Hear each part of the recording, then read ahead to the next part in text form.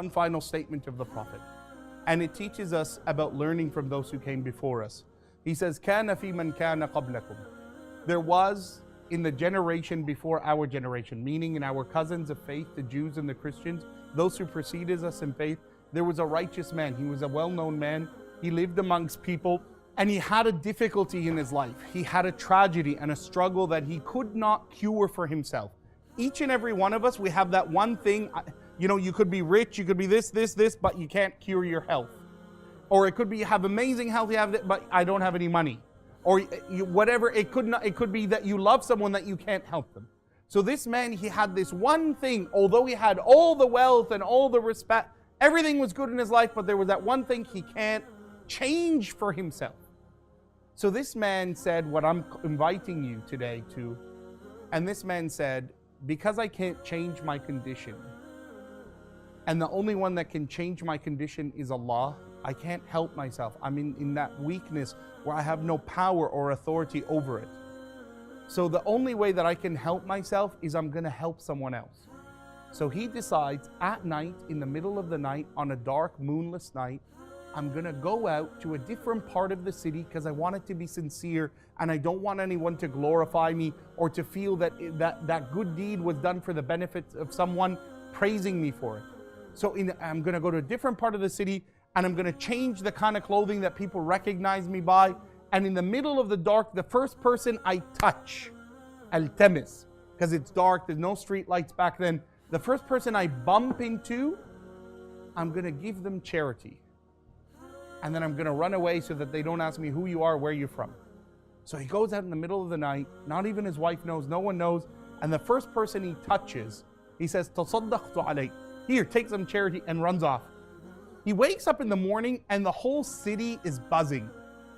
And they're laughing, they're amused. And he goes, "Mimma tadhakun?" What's happening? What's in the news today?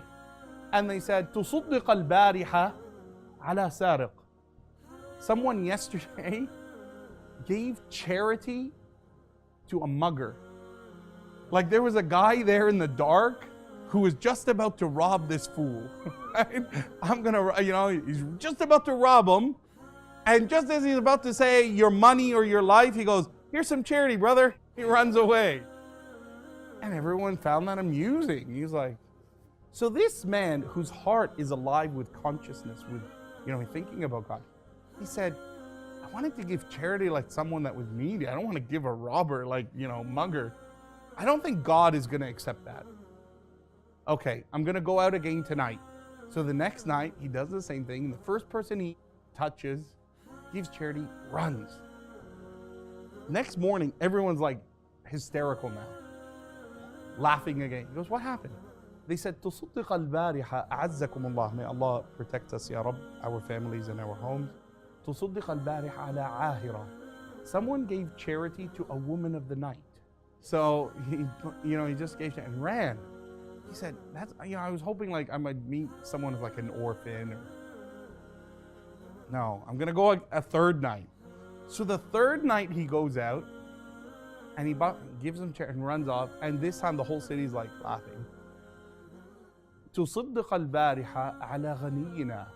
Someone stopped the wealthiest man of our city and gave him charity. Like he stopped the Lord Mayor and said, here's a couple of bucks, right? And then the Sahaba, when they heard the Prophet retelling this story, they were laughing. And he said, "Atadhakun, you laugh from this. Amma al-ula," as for that first night, أخذ السارق الصدقة واكتفى ولم يأذ أحد. The thief who took that charity that night, he said, "This is enough for me. I don't need to hurt anyone tonight," and went home. Now see, that charity that man underestimated. See, we underestimate our good all the time. See, sometimes you see someone sitting at the corner of a road and you say, "Oh, if I give him like £2, he's going to drink it." Yeah, but perhaps if you give it to him, he won't stop other people.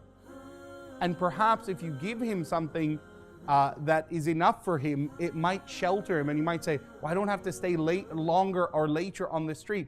I'm just going to go to the shelter." Perhaps your one charity may prevent harm to others who you never even thought about that were coming later in that road. And that man who took that mugger, who took that money, he said, I don't need to be out here. And he went back and, spoke at their pub or wherever, and he hang out and said, hey, this is, can you believe this happened? And everyone's laughing at that fool who gave him charity. But that act of generosity did not just stop there. It extended to everyone else who might have been harmed by that mugger. And then the Prophet said, as for the second night, that woman who sometimes we're so judgmental. Sometimes we look at a person, you might say, why would anyone do that to themselves? Or, that's disease and home wrecker. And, why would any woman, sell herself like that? See, what your short-sightedness is that your assumption is that God's favor is more for you than her. And it's not entirely true. It's not true. And that woman, the Prophet said, she took that money, وَعَفَّتْ نَفْسَهَا, and she said, I don't need to dishonor myself, and I'm going to go home. And he protected her, and he protected those who were going to come for her from that sin. For us as Muslims, we have no judgment towards other people. Judgment is only with Allah. See, perhaps that young lady who you see with that contemptful eye, if she had been given the life you would given, she would be much better than you are today. See, sometimes we look and say, I'm better, I would never do that. Yeah, but you didn't experience maybe what she experienced that led her to what she's doing. And had you been in those circumstances, you might have been worse than what she's in or he's in. And that's the lesson from the Prophet ﷺ. The third night, that king, that rich man, who has more than the one who's being charitable to him, he took that money and felt shame that people who are less than me are doing more than me. And the Prophet said, on the fourth night, the king was the one who went out hiding his persona and giving charity to others. And then the Prophet says what we might have heard before, لا تحقرن من المعروف شيئا. Never look down at any good deed you do in life. Never look down at that £1 you give to that person on the side of the street. Never look down at a kind word you say to someone. Never look down at a smile you give to someone who you don't know really well, but that smile cheers them up, that they say, wow, I kind of feel that was nice. No one cared about me to ask to lift my bag or to hold that elevator. Don't ever look down at any good deed.